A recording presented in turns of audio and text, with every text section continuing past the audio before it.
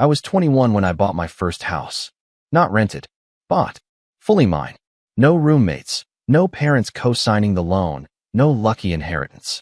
Just years of grinding, saving, and working jobs most of my relatives thought were beneath them. My name's Liam. And yeah, I know that sounds early to be a homeowner.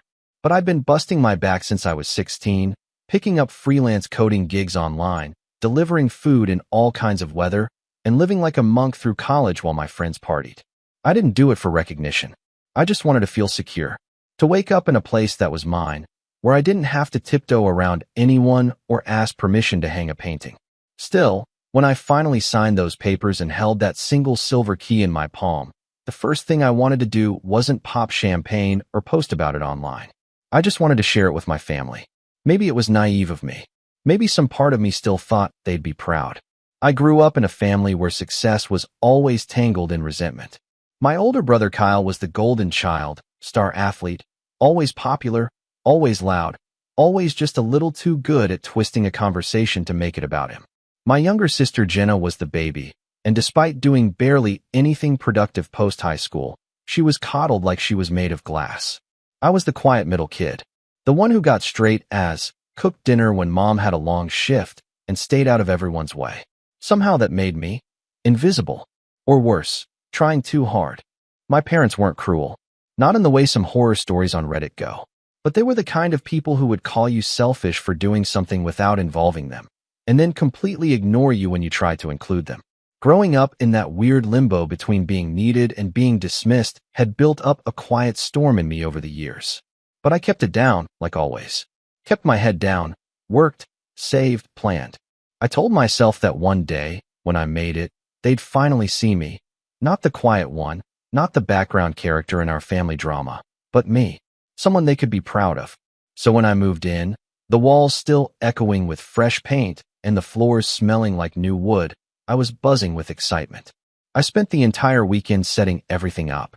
I didn't have much furniture yet, just the basics. But every item in that house had been chosen by me, paid for with my money. The sunlight streamed through the living room windows just right. The backyard was small, but peaceful. There was even a little fireplace, something I dreamed of as a kid during cold winters in our cramped apartment. I snapped a few pictures. Nothing flashy. Just the front porch, the empty living room, the little coffee table I'd built myself. I sent the pictures to the family group chat. The message was simple. Hey everyone. Just moved into my first house. Would love for you all to come by this weekend and see it. I'll cook. Let me know what works for you. I hit send and stared at the screen, expecting at least a congrats or a thumbs up emoji from someone. Nothing. I checked again an hour later. Still nothing. No little scene marks. No double checks. I figured maybe they were busy. Kyle had kids, Jenna was always floating between part-time jobs, and mom had weird rotating shifts. So I waited. That evening, I sent a follow-up just in case the message got buried. Still nothing. Then came the days of silence. Friday, Saturday, Sunday. Not a single text, call, or even a stray emoji from anyone. I started to wonder if something had happened. A family emergency? A hospital visit? I even considered calling Kyle just to check in. But then I saw he'd posted a picture that morning. And at a barbecue with Jenna, their kids playing in the background. Everyone smiling like they were in a commercial. That's when something started to sink in. It wasn't that they were busy. They were ignoring me. Now look, I've been left out before. A lot, actually. I'd gotten used to being the last one told about birthdays, about family dinners that I must have missed the invite for. But this felt different. I hadn't asked for much. I just wanted to share something I was proud of. I didn't expect a parade or champagne, just maybe a hug, a smile, a "you did good, Liam." Monday came around. I went to work. I came home. The house felt a little colder than usual. Maybe because it was still empty. Maybe because I was. Then, out of nowhere, ding. My phone buzzed. I picked it up, already hoping maybe someone had come to their senses. Maybe mom had finally replied with, "Sorry, sweetie, we've been busy. We'd love to come next weekend." But no, it was Kyle. And it just said, "You think you're better than us now?" That's when something shifted in me. I stared at that message for a long time. It was like the culmination of every little jab and passive-aggressive comment I'd absorbed growing up suddenly bubbled to the surface. I wasn't angry, not yet. I was hurt, confused, a little bit hollow. I typed back, "What?" No response. I went back to the group chat and saw that, sometime in the last hour, Kyle had finally read the message. So had Mom. And Jenna. Still no one else replied. I sat on my new couch, in my new house, in the quiet, and just sat, wondering how a simple invitation could turn into some unspoken accusation. Wondering why me wanting to share something had triggered whatever insecurity had been festering in my brother's head. I didn't know it then, but that text was just the beginning. The silence? That was just the first slap in the face. What followed would unravel every fragile thread I had left tying me to that family. And eventually, it would lead to a moment I never thought I'd be capable of, cutting them out. But not yet. First, I had to see just how far they were willing to go. I didn't respond to Kyle's message right away. Not because I didn't have anything to say, but because I had too much. 1,000 things rushed to the surface. Memories, frustrations, old wounds I thought I'd buried years ago. I kept rereading his words like they were in some foreign language I couldn't decipher. "You think you're better than us now?" No follow-up, no explanation. Just that. I told myself maybe he was joking. A bad joke, sure, but maybe he was trying to be funny. Maybe it came out wrong. I gave it a few hours, waiting for a LOL or a JK or anything to suggest he wasn't being serious. But the hours passed and nothing came. So I did what I always do. I took the high road. I messaged him back again. "Hey, not trying to make anyone feel bad. Just wanted to share something I worked really hard for. That's all. Read." No reply. That week, I didn't hear a single word from anyone in my family. Not Mom, not Jenna, not even a stray like from Dad, who never said much but would usually throw a thumbs up on anything remotely positive. They just went silent.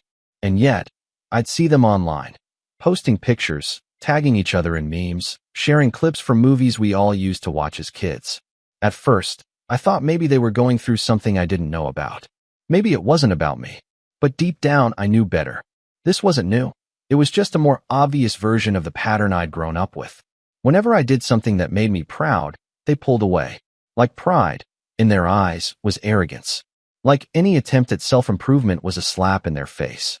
When I got a scholarship in high school, Mom barely looked up from her phone. When I got into my university's honors program, Kyle said, "Cool. I guess that means you'll be broke and smart." And when I graduated early, Jenna rolled her eyes and muttered, "Some people have too much time on their hands." This was just more of the same. Only now, I had a house. A tangible symbol that I'd pulled ahead in life. And they hated it. The breaking point didn't come all at once. It was a slow drip of small betrayals, each one sharper than the last. The next week, I found out Jenna had thrown a birthday party for her boyfriend at my favorite restaurant. The one I'd taken her to for her 20th birthday when she was going through a breakup. I only found out because one of her friends tagged her in a picture. The whole family was there. Kyle, Mom, even Dad, who rarely left the house unless there was a family thing. But me? Not invited. Not even mentioned. I stared at that photo for longer than I care to admit. Everyone was laughing, arms draped over each other, drinks raised in a toast. My seat, figuratively and literally, was empty. That was the moment it shifted from silence to deliberate exclusion. I decided to call Mom. I told myself I just wanted answers. Closure. Maybe an apology, though I should have known better. She picked up on the third ring. "Liam," she said, her tone already flat. "Hey, Mom. Can we talk?" She sighed. "I'm really busy right now, honey. I just need a minute." Silence. Then a tight, "Fine." I saw the pictures from Jenna's birthday. Everyone looked happy. Another pause. "Yeah, it was nice. I didn't get invited." Her voice sharpened. "Well, I figured you were too busy showing off your house." That hit me harder than I expected. Showing off? I invited you over. I cooked. I waited. No one even replied. "You don't have to throw it in our faces, Liam," she snapped. "Not everyone's had the kind of luck you've had." I blinked. "Luck? I worked for everything I have." "I'm not going to argue with you," she said, her voice rising. "But your brother's been having a hard time. Jenna's struggling too. And you flaunting your new house like some trophy. What did you expect us to feel?" I swallowed hard. "I expected you to be proud of me." There was a long silence on the other end. Then, in a voice that felt like a slap, "You've always thought you were better than us. Maybe now you finally believe it." She hung up. I just sat there on my floor, staring at the blank screen. The fireplace I dreamed of as a kid flickered gently beside me. But for the first time, the house didn't feel warm. It felt like a box I'd built to isolate myself. That night, I didn't sleep much. I kept replaying the call in my head. The way she said luck, like I hadn't earned a damn thing. The way she made me feel like the villain for trying. And then, a few days later, came the betrayal that changed everything. I got home from work and found a note slipped under my door. No name, no envelope. Just a folded piece of lined paper. Inside was a short message, written in the unmistakable handwriting of my 10-year-old niece, Emma, Kyle's daughter. It said, "Uncle Liam, why don't you want to see us anymore? Mommy said you're being selfish and mean. I miss you. Did I do something wrong?" I just stared at it. That was the moment something cracked in me. Not because of what Emma wrote, she's a kid, but because of what Jenna had told her. Selfish and mean. That's what they were telling her about me. I hadn't even seen her since Christmas. They were poisoning the next generation against me. I called Jenna right then, heart pounding, anger simmering under my skin. She didn't pick up, sent me to voicemail.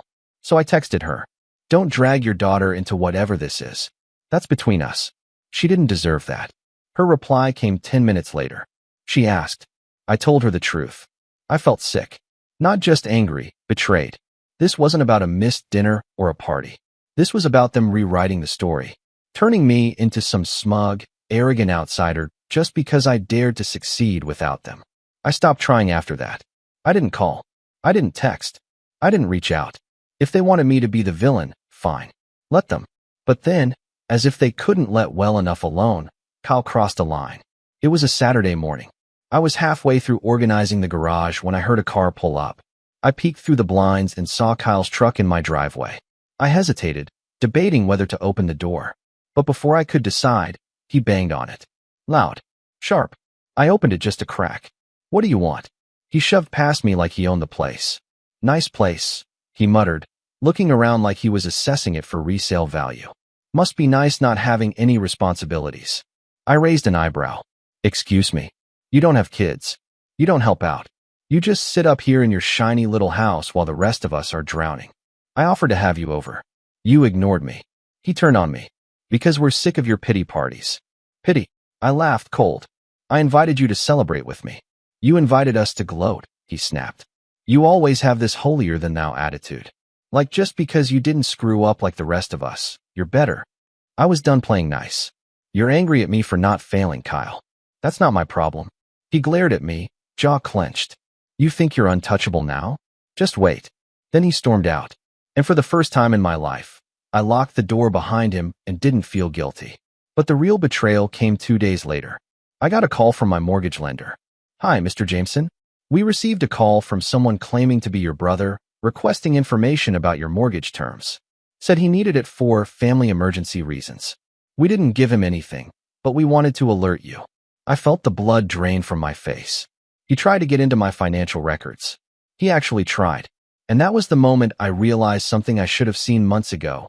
This wasn't about bruised egos or sibling rivalry. This was about control. About a family that couldn't handle me existing outside their grasp.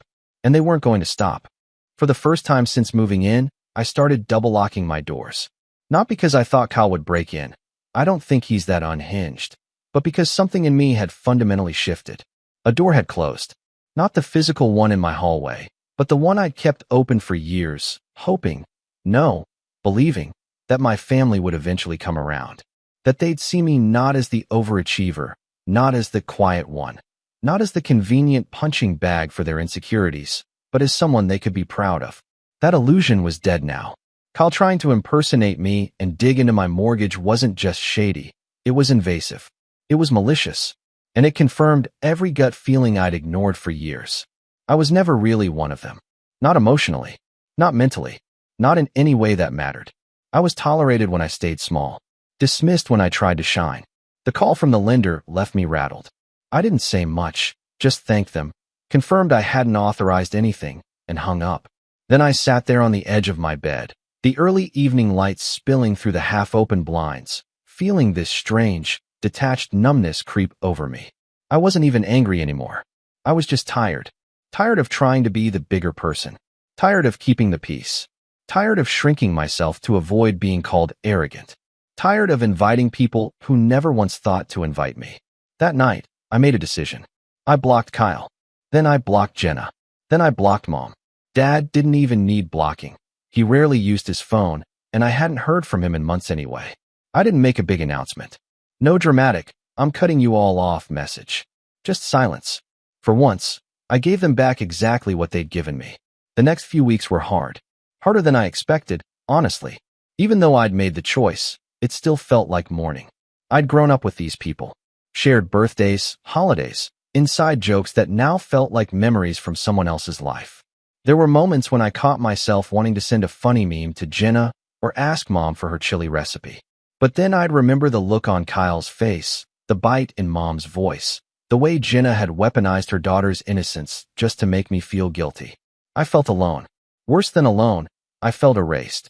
But here's the thing about rock bottom. It's solid. There's no further to fall. And after a few weeks of sitting in that hollow place, something in me started to shift. It began with small things. I repainted the spare bedroom, turned it into an office. For months I told myself I'd do it, once things calmed down. Well, nothing was ever calm when it came to my family.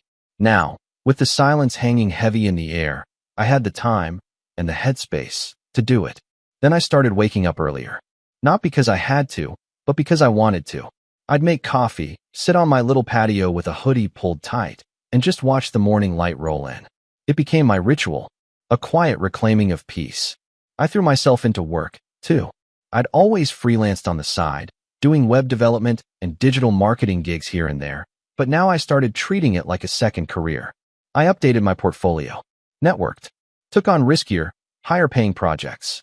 One of those projects, an e-commerce site for a niche apparel brand, ended up going viral.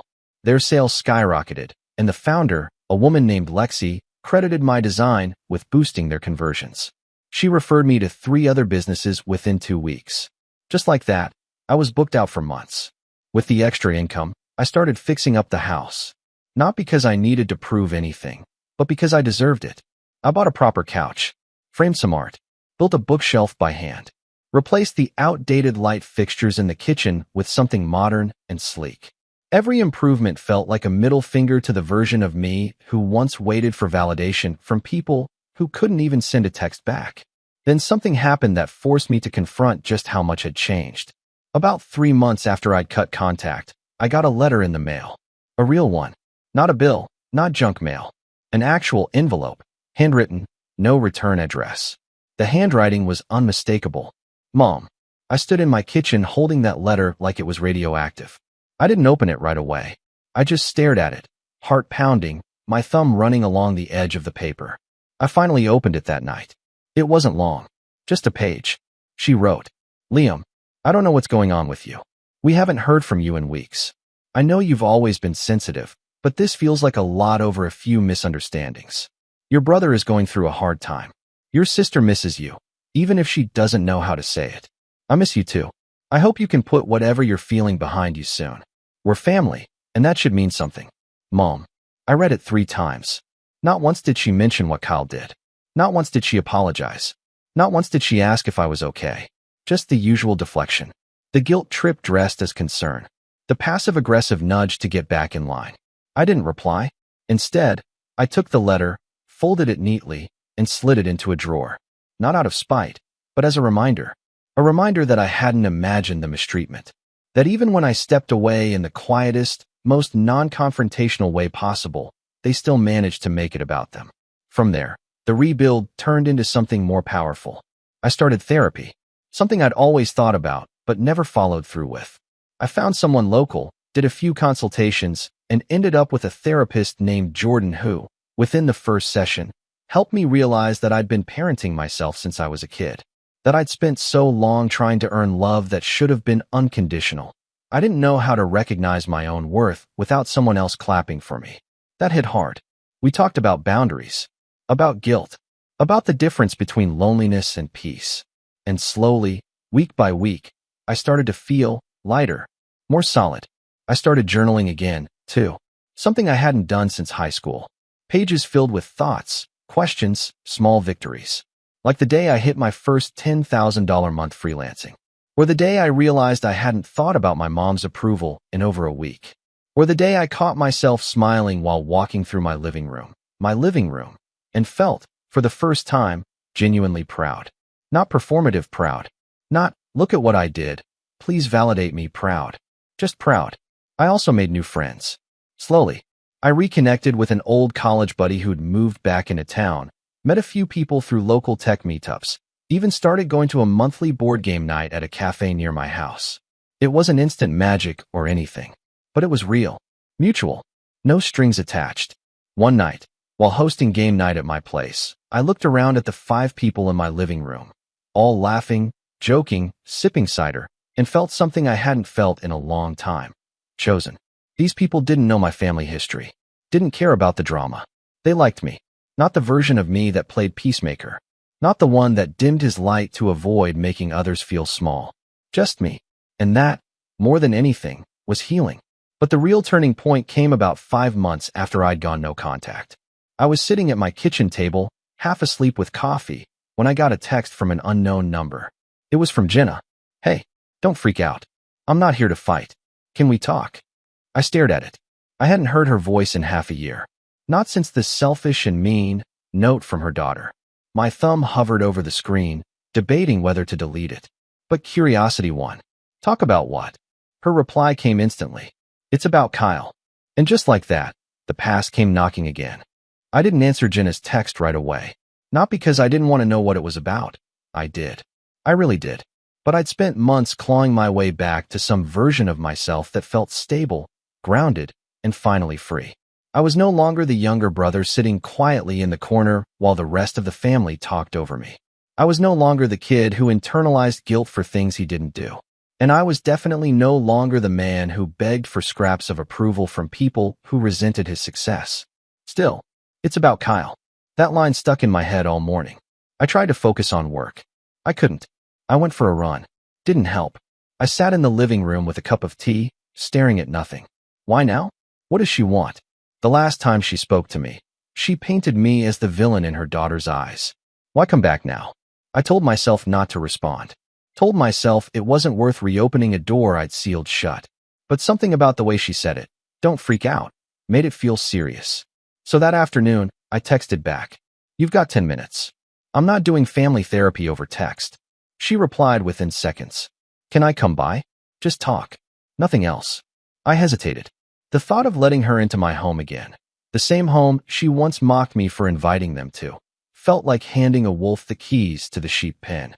But I wasn't the same person anymore. I had boundaries now, and I had the strength to enforce them. 1 hour. No drama. No games. You say your piece and go. She responded with a simple thumbs up. When she showed up, it was strange seeing her on my porch again. She looked different. Tired. Her hair was pulled into a messy bun, and she had bags under her eyes like she hadn't slept in days.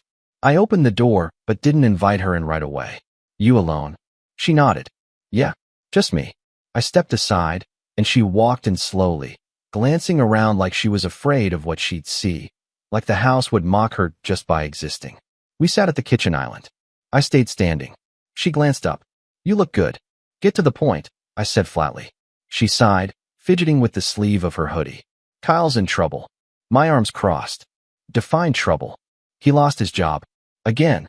And, well, he's been gambling. I raised an eyebrow. She kept going. Online stuff. He started with crypto and NFTs and then went full tilt into sports betting. It's bad, Liam. Like, they're drowning. The mortgage is 3 months behind. Their car just got repoed. I blinked. And this is what to do with me. Jenna swallowed. He used your name. My stomach twisted.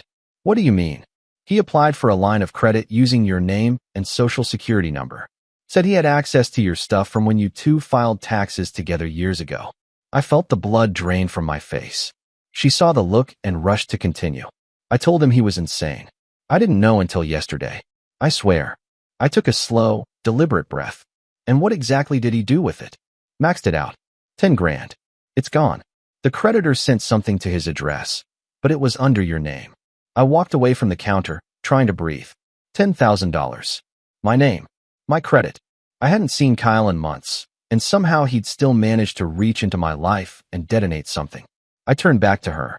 Why are you telling me now? She looked down. Because he said he was going to try to take a loan out on your house next. That stopped me cold. What? He bragged about it, she said quietly.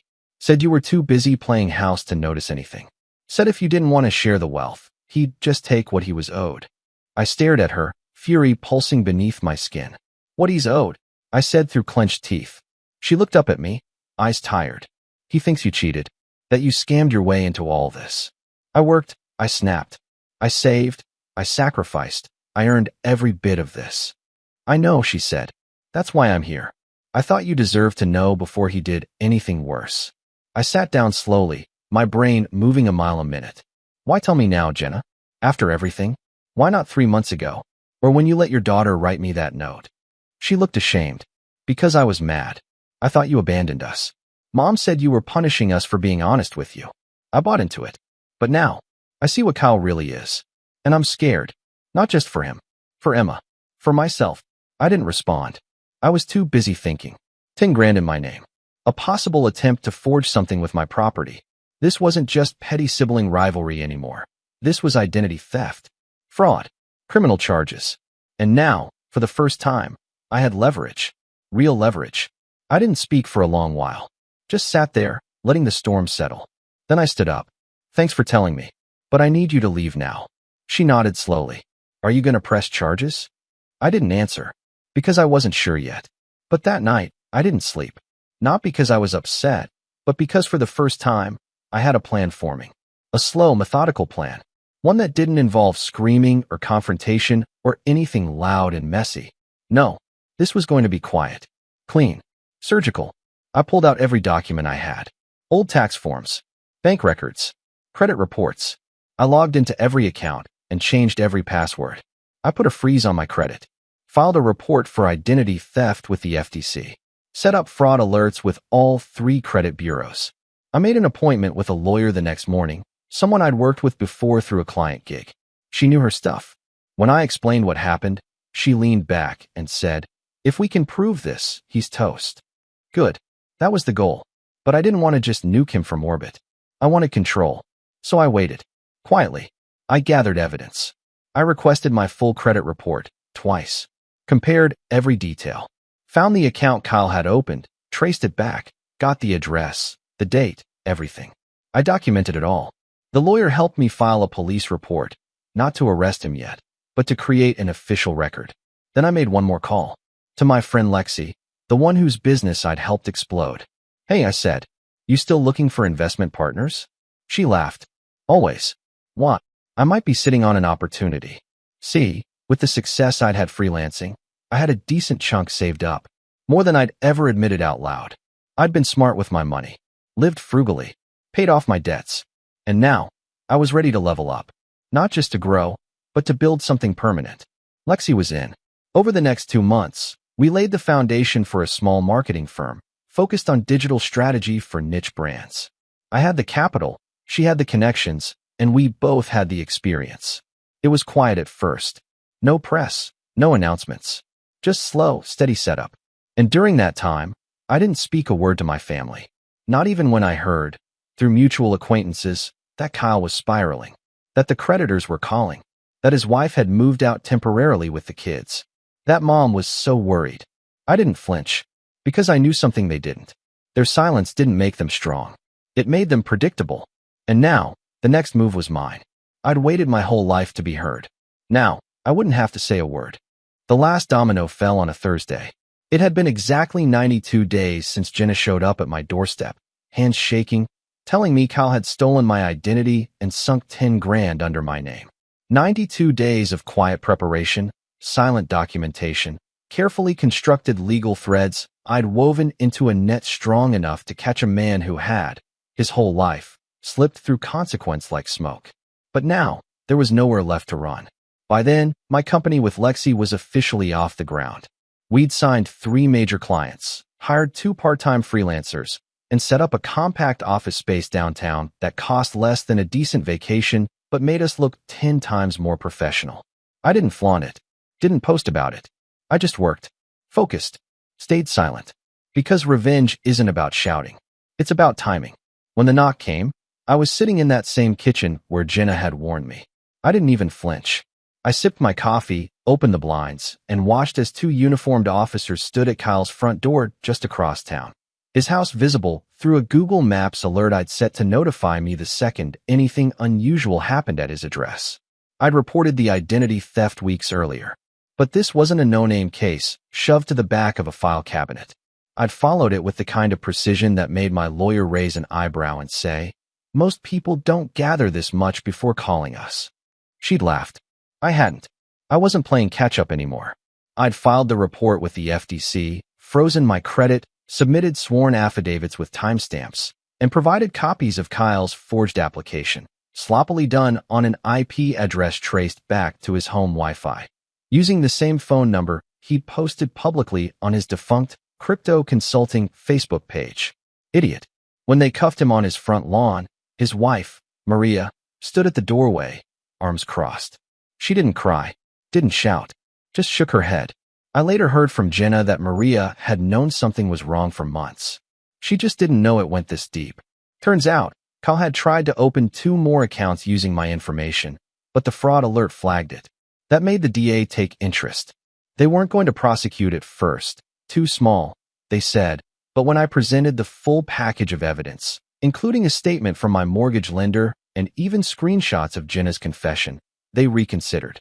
He was arrested for identity theft, wire fraud, and attempted grand larceny. 3 felonies. Bail was set at $50,000. He didn't have it.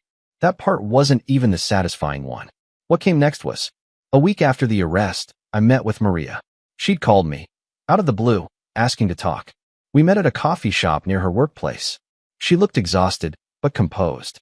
Her hair tied up, a folder tucked under her arm. "I'm divorcing him," she said, before I even sat down.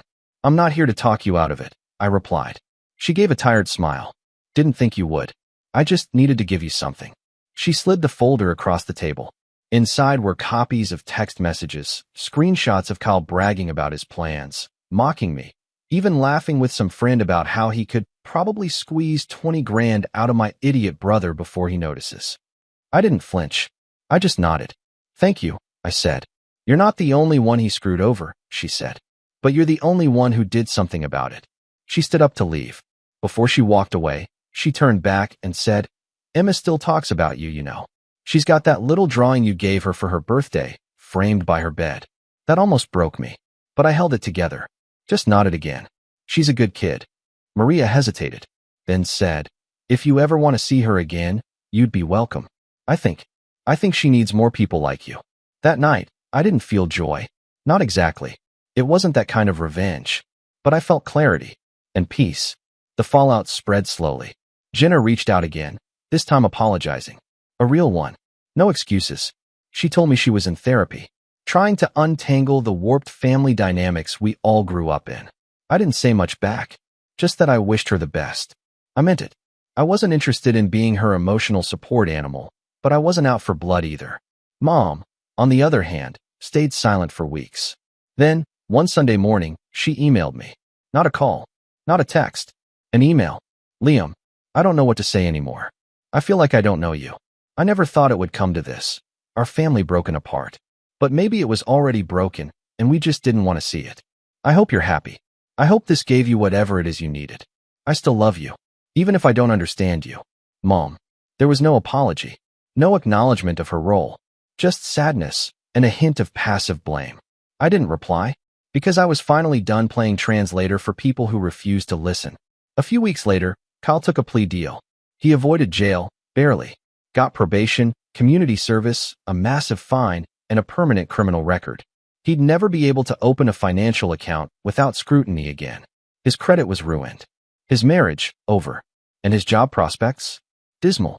I didn't rejoice, but I did feel vindicated. I let the lawyer handle the rest. We recovered some of the stolen money through restitution. Not all, but enough. The credit marks were wiped.